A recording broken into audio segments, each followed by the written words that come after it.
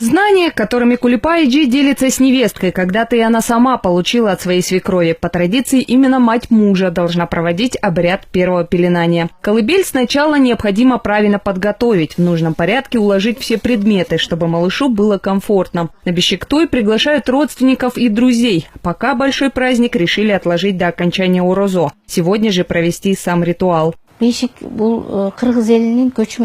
– это не просто люлька. Для кыргызов это предмет особый. Поэтому ребенка первый раз укладывают в него и соблюдая все традиции. На юге проводят обряд только на 40-й день. На севере – в любое время после рождения. В целом, чем раньше, тем лучше. Ребенок быстрее привыкает.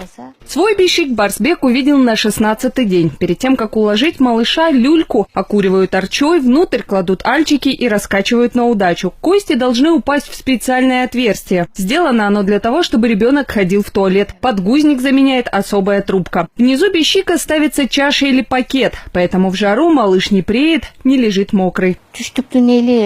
Наши предки были умными людьми. Бишик – крайне удобная вещь для кочевников. Малыша туго пеленают, и он точно не вывалится при переезде, когда люльку цепляли к седлу. Женщина занята по хозяйству, а с бишиком ребенка не нужно постоянно укачивать на руках. Просто коснулся и все. Доставать младенца нужно каждые пару часов. Вообще использовать такую колыбель обязательно до полугода, потом уже по желанию. Бишик первенцу дарит бабушка со стороны матери. В современных реалиях правило не столь строго соблюдается. Барсбеку эта люлька досталась от двоюродных сестер. Специально для мальчика изменили лишь украшение с розового на голубой цвет. Колыбель всегда изготавливают из дерева. Самым лучшим считается бишик из арчи. Я думаю, что мы будем чередовать. Класть сына то в кроватку или манеж, то в бишик. Так и поймем, где ему лучше. Когда-то я и своим невесткам расскажу обо всем этом. Но использовать такую люльку или нет, дело будет их. Я как свекровь должна буду лишь научить.